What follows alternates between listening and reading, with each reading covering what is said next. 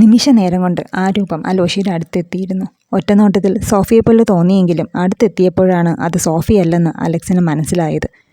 അലോഷിയുടെ വിടർന്ന കണ്ണുകൾ പെട്ടെന്ന് കുറുകുന്നത് അലക്സ് ശ്രദ്ധിച്ചു. അലക്സ് വേഗം അവനടുത്തേക്ക് നീങ്ങി. അപ്പോഴേക്കും ആ സ്ത്രീരൂപം അവർക്കരികിൽ എത്തിയിരുന്നു. അലോഷി കണ്ണെടുക്കാതെ അവളെ തന്നെ നോക്കി നിൽക്കുകയായിരുന്നെങ്കിൽ അവളുടെ ശ്രദ്ധ മുഴുവനും അലോഷിയുടെ കയ്യിലിരുന്ന പൂക്കളിലായിരുന്നു. ആരാ? അലക്സ് ചോദിച്ചു. അപ്പോഴാണ് അലോഷിക്ക് പരിസരബോധം വന്നത്. എനിക്കൊരു റോസ് തരാമോ? പെട്ടെന്നായിരുന്നു അവളുടെ ചോദ്യം. അലോഷി ഒന്നും മിണ്ടാതെ അവളെ തന്നെ നോക്കി. അടിപൊളി, ഇപ്പോൾ കിട്ടും, നോക്കിയിരുന്നു, അലക്സ് മുരണ്ടുകൊണ്ട് പറഞ്ഞു. അല്ല, എന്തായാലും വിൽക്കാനുള്ളതല്ലേ, എനിക്ക് തരാമോ? ഞാൻ കാശ് തരാം, അവൾ വീണ്ടും പറഞ്ഞു. ഇത്തവണ അലക്സിന് ചിരിയാണ് വന്നത്. അലക്സിൻ്റെ ചിരി കണ്ടപ്പോഴാണ് തനിക്ക് അബദ്ധം പറ്റിയതാണെന്ന് അവൾക്ക് മനസ്സിലായത്. ഇത് വിൽക്കാനല്ല, അലോഷി പറഞ്ഞു. ഓ സോറി, ഞാൻ വിചാരിച്ചു വിൽക്കാനാണെന്ന്. അല്ല, ഇത്രയും പൂക്കൾ പിന്നെ സ്വന്തം ആവശ്യത്തിനാണോ? എനിവേ ഐ ആം ഹിമ, കുറച്ചായി ട്രാവൽ ചെയ്യുന്നു, അപ്പോൾ ഒന്ന് റെസ്റ്റ് എടുക്കാമെന്ന് കരുതി കാറ് നിർത്തിയതാ, അവൾ അലോഷിക്ക് നേരെ കൈകൾ നീട്ടിക്കൊണ്ട് പറഞ്ഞു. അവൻ പൂക്കളെടുത്ത് അവൾക്ക് നേരെ നീട്ടി. അലോഷി, ഇവിടെ അടുത്ത് തന്നെയാണ് താമസം, അവൻ പറഞ്ഞു. അവൾ ചിരിച്ചുകൊണ്ട് ആ റോസ് വാങ്ങി. കർത്താവേ, മുകുന്ദൻ്റെ മോൾക്ക് ടൈറ്റ് കോമ്പറ്റീഷൻ ആകുമോ? എന്തായാലും സാറമോളെ, നിന്റെ കാര്യത്തിൽ തീരുമാനമായ മട്ടാണ്, അലക്സ് സ്വയം പറഞ്ഞു. ഹിമ, ദൂരെ നിന്നും എഡ്ഡി അവൾക്കരികിലേക്ക് ഓടി വരികയാണ്. അവൾ അവനെ നോക്കി കൈവീശി കാണിച്ചു. അലോഷി എഡ്ഡിയെ തന്നെ നോക്കുകയാണ്. അത് എഡ്ഡി, എൻ്റെ ഫ്രണ്ടാണ്, കാണാഞ്ഞപ്പോൾ തിരക്കി ഇറങ്ങിയതാവും. എന്നാൽ ശരി, ഞാൻ അങ്ങോട്ട് ചെല്ലട്ടെ, അവൾ അലോഷിയോടായി പറഞ്ഞു. എന്നിട്ട് എഡ്ഡിക്ക് നേരെ നടന്നു. എഡ്ഡിക്ക് അലോഷി ഹിമയ്ക്ക് പൂക്കൾ കൊടുത്തത് അത്രയ്ക്ക് അങ്ങോട്ട് രസിച്ചിട്ടില്ല. അവൻ അലോഷിയെ തറപ്പിച്ചൊന്ന് നോക്കി. ഹിമയെ തന്നെ നോക്കി നിൽക്കുകയാണ് അലോഷി. അലോഷി, എന്നാ വാ, നമുക്ക് തിരിച്ചു പോയാലോ? അപ്പോഴാണ് താൻ മുഴുവൻ പൂക്കളും ഹിമയ്ക്ക് കൊടുത്ത കാര്യം അവൻ ഓർത്തത്. അലോഷിയുടെ മുഖം പെട്ടെന്ന് വാടി. പോട്ടടാ, കുറച്ച് പൂക്കളല്ലേ, അത് കിട്ടിയപ്പോൾ ആ കൊച്ചിൻ്റെ സന്തോഷം നീയും കണ്ടതല്ലേ. സോഫിയെ കാണാൻ നമുക്ക് പിന്നൊരിക്കൽ വരാം. അലക്സ് അലോഷിയെയും കുട്ടി കാറിനടുത്തേക്ക് നടന്നു. ഡോറിനരികിൽ എത്തിയിട്ടും അലോഷി ഹിമ പോയ വഴിയെ തന്നെ നോക്കി നിൽക്കുകയാണ്.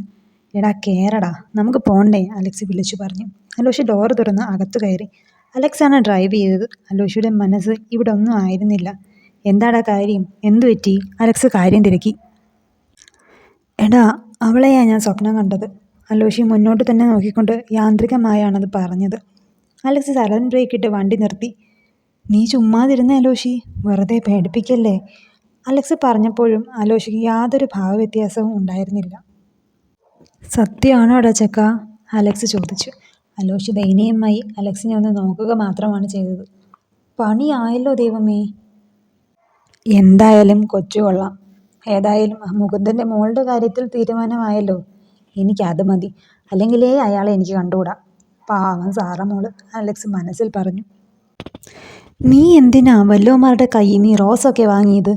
എന്തേലും വേണേൽ എന്നോട് പറഞ്ഞൂടെ നിനക്ക്? ഒന്നാമത് പരിചയമില്ലാത്ത നാടാ, ഇവനൊക്കെ ഏതവനാന്ന് എങ്ങനെ അറിയും? എഡ്ഡി ദേഷ്യപ്പെട്ടു. ഒന്ന് ചുമ്മാതിരുന്ന എഡ്ഡി, ഞാൻ പേർപ്പസ്ഫുള്ളി ചോദിച്ചതൊന്നും അല്ല, വിൽക്കാനെന്ന് വിചാരിച്ച് ചോദിച്ചതാ. പിന്നെ അയാളെ കണ്ടാൽ അത്ര കുഴപ്പക്കാരനാണെന്ന് തോന്നുന്നില്ല, ഹിമ പറഞ്ഞു. ഓഹോ, അത് മാഡത്തിന് എങ്ങനെ അറിയാം? എഡ്ഡി ചോദിച്ചു. അത് പിന്നെ മുഖം കണ്ടാൽ അറിയാം, അയാളൊരു പാവമാ, ഹിമ പറഞ്ഞു. ആഹാ, മാഡത്തിനപ്പം മുഖലക്ഷണമൊക്കെ നോക്കാൻ അറിയോ? എഡ്ഡി അവളെ കളിയാക്കി. എന്നാലേ എൻ്റെ മുഖത്തോട്ടൊന്ന് നോക്കി പറഞ്ഞേ, എഡ്ഡി ചോദിച്ചു. നീയോ? നീയൊരു പൊട്ടൻ, ഹിമ ചിരിയോടെ പറഞ്ഞു. ഹിമയെ ഒന്ന് തറപ്പിച്ച് നോക്കി എഡ്ഡി മുന്നോട്ടേക്ക് നടന്നു. എഡ്ഡി നടന്നു തുടങ്ങിയിട്ടും ഹിമ അലോഷിയെ തന്നെ നോക്കി നിൽക്കുകയാണ്. എൻ്റെ കൊച്ചേ, നീ എനിക്കൂടെ തല്ല് വാങ്ങി തരുമോ?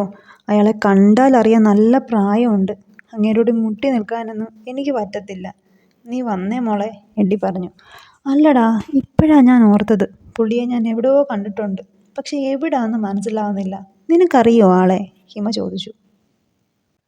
2 ദിവസമായില്ലേ ഉറങ്ങിയിട്ട്, അപ്പോൾ അങ്ങനെ ഒക്കെ തോന്നും. എൻ്റെ പൊന്നുമോള് വന്നേ, എടുത്തുകൊണ്ട് വന്ന പോലെ നിന്നെ തിരിച്ചു കൊടുത്തില്ലെങ്കിലേ നിൻ്റെ അപ്പൻ ഡേവിഡ് എന്നെ കൊന്നു തിന്നും, എഡി ഹിമയുടെ കയ്യിൽ പിടിച്ചുകൊണ്ട് പറഞ്ഞു. എടാ, ദാ എൻ്റെ പപ്പയെ പറഞ്ഞാലുണ്ടല്ലോ, ഹിമ എഡിയോട് ദേഷ്യപ്പെട്ട് കാറിലേക്ക് കയറി. ഇല്ലടാ, ഒന്നും പറയുന്നില്ല, നിൻ്റെ പപ്പ പുണ്യാളൻ, ഞാൻ സാത്താൻ. സമാധാനമായോ മോക്ക്? വേഗം വാ, നമുക്ക് പോവാം, എഡി ഹിമയോട് പറഞ്ഞു.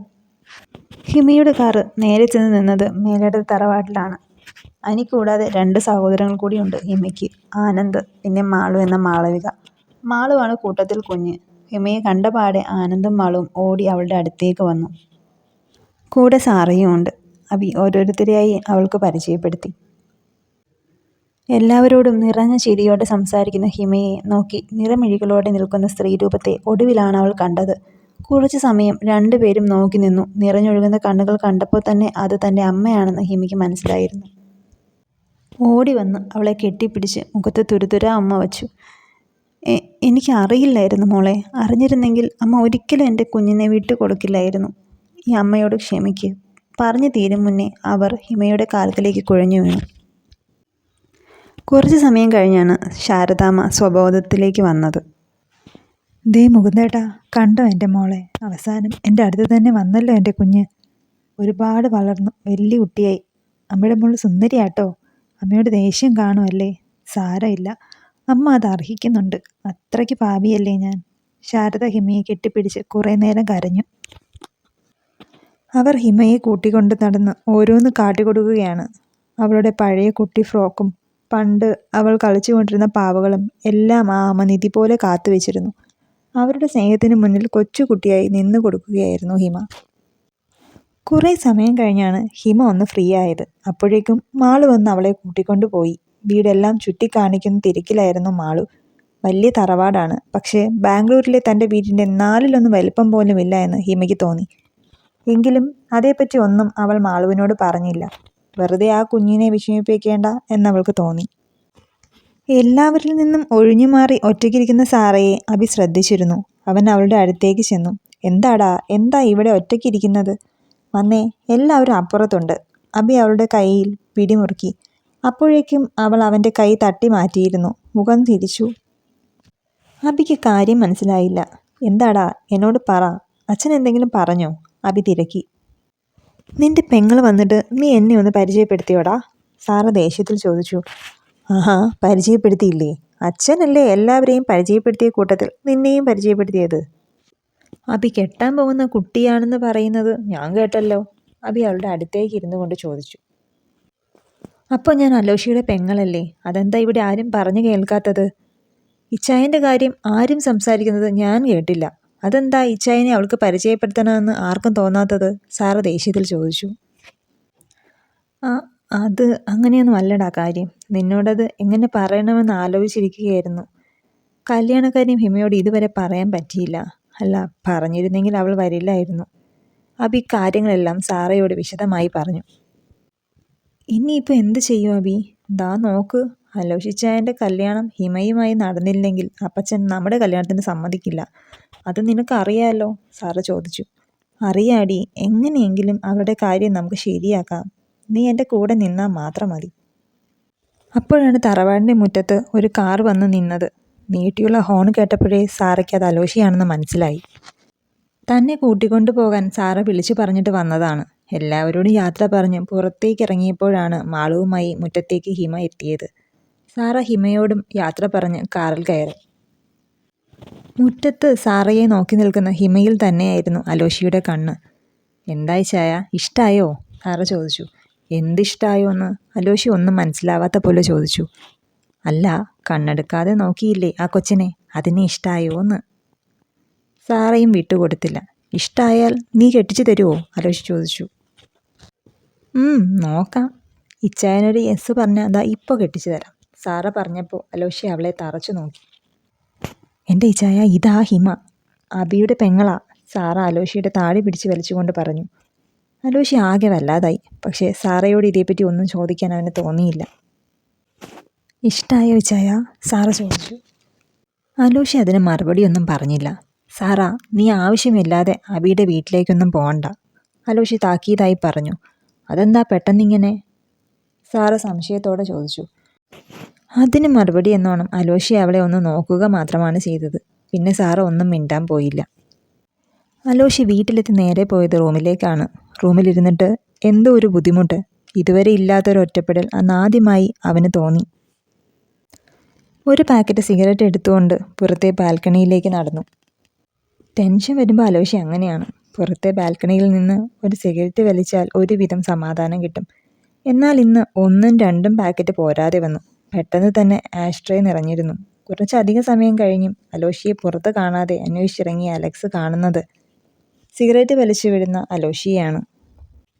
എന്താടാ, കുറേ നേരമായ മട്ടുണ്ടല്ലോ? അലക്സ് അവൻ്റെ കയ്യിലിരുന്ന സിഗരറ്റ് വാങ്ങിക്കൊണ്ട് ചോദിച്ചു. പൂക്കൾ ആ കൊച്ചു വാങ്ങിക്കൊണ്ടു പോയതാണോ പ്രശ്നം? അത് പോട്ടെ, നമുക്ക് പിന്നെ നാളെ ഒന്നുകൂടി പോവാവുന്നതല്ലേ ഉള്ളൂ. ഏയ്, അതൊന്നും അല്ലടാ, അലോഷി പറഞ്ഞു. പിന്നെന്താ? ഓ, ആ കൊച്ചാണോ? അത് വല്ല ടൂറിസ്റ്റും ആവും, നീ വിട്ടുകളാ, അലക്സ് പറഞ്ഞു. അത് ടൂറിസ്റ്റ് ഒന്നും അല്ല, അബിയുടെ പെങ്ങളാണ്, അലോഷി അലക്സിനെ നോക്കിക്കൊണ്ട് പറഞ്ഞു. കേട്ടത് വിശ്വസിക്കാനാവാതെ തറഞ്ഞു നിൽക്കുകയാണ് അലക്സ്. ദൈവമേ, സത്യമാണോ? അപ്പോൾ കാര്യങ്ങൾ എളുപ്പമായല്ലോ. അലക്സ് അലോഷിയെ കെട്ടിപ്പിടിച്ചു. നീ ഒന്ന് ചുമ്മാതിരുന്നേ. ഈ കല്യാണം എന്തായാലും നടക്കാൻ പോകുന്നില്ല. സാറയുടെ കാര്യം ആലോചിക്കുമ്പോഴാദി, അലോഷി പറഞ്ഞു. അതെന്താടാ നടക്കാത്തത്? അലക്സ് ചോദിച്ചു. അതെന്താന്നോ, നീ കണ്ടില്ലേ അതിനെ? കൂടിപ്പോയ 20-22 വയസ്സ് കാണും. എനിക്കോ 32. തീരെ കുഞ്ഞല്ലേടാ. എനിക്ക് വയ്യ, ഈ കല്യാണത്തിൽ നിന്ന് ഞാൻ ഒഴിയാൻ പോവുക, അലോഷി പറഞ്ഞു. എന്നാലേ പള്ളി സെമിത്തേരിയിൽ സാറമ്മക്ക് ഒരു കുഴി വെട്ടാൻ കൂടി പറഞ്ഞേക്ക്, അലക്സ് പറഞ്ഞപ്പോൾ അലോഷി അവനെ തറപ്പിച്ചൊന്ന് നോക്കി. പിന്നല്ലാതെ ഞാൻ എന്തു പറയാനാ? 2 പേർക്കും വാശി. പക്ഷേ ഇപ്രാവശ്യം അലോഷി ന്യായം സാറയുടെ പക്ഷത്താണ്. അവൾക്ക് ഇഷ്ടമുള്ളതുപോലെ ജീവിക്കട്ടടാ. നിനക്ക് ആ കൊച്ചിനെ ഇഷ്ടമാണെന്നൊക്കെ എനിക്കറിയാം. പിന്നെ പ്രായം, അതിനെ കണ്ടിട്ട് അത്ര ചെറുതാണെന്നൊന്നും എനിക്ക് തോന്നിയില്ല. ഇനിയെല്ലാം നിന്റെ കയ്യിലാണ്. അലക്സ് തിരിഞ്ഞു നടന്നു. അപ്പോഴാണ് എല്ലാം കേട്ടുകൊണ്ട് പിന്നിൽ നിൽക്കുന്ന സാറയെ അവർ കണ്ടത്. എന്താ ഇച്ചായ ഇങ്ങനെ? ഇച്ചായ തന്നെയല്ലേ എനിക്ക് വീണ്ടും പ്രതീക്ഷ തന്നത്? അബിയുമായി ഞാനൊരു ജീവിതം വീണ്ടും സ്വപ്നം കണ്ടു തുടങ്ങിയതും ഇച്ചായൻ കാരണമാണ്. എന്നിട്ടിപ്പോൾ എന്തിനാ ഇങ്ങനെയൊക്കെ? ഇതിലും ഭേദം അന്ന് തന്നെ ഞാൻ മരിക്കുന്നതായിരുന്നു, സാറ കരഞ്ഞുകൊണ്ട് പറഞ്ഞു. വേണ്ട മോളെ, നീ കരയണ്ട. ഇച്ചായൻ തന്ന വാക്ക് ഇച്ചായൻ തന്നെ നിറവേറ്റിക്കോളാം. ഇച്ചായൻ അവളെ കെട്ടിക്കോളാം. പക്ഷെ അന്ന് ഞാൻ പറഞ്ഞത് മോൾക്ക് ഓർമ്മയുണ്ടല്ലോ. ഒരിക്കലും ഈ ബന്ധത്തിന് ആരും അവളെ നിർബന്ധിക്കരുത്. പൂർണ്ണ മനസ്സോടെ എൻ്റെ ഭാര്യയാവാൻ അവൾക്ക് സമ്മതമാണെങ്കിൽ ആ കൊച്ചിനെ ഇച്ചായൻ മിന്നുകെട്ടാം, അലോഷി സാറയെ കെട്ടിപ്പിടിച്ചുകൊണ്ട് പറഞ്ഞു.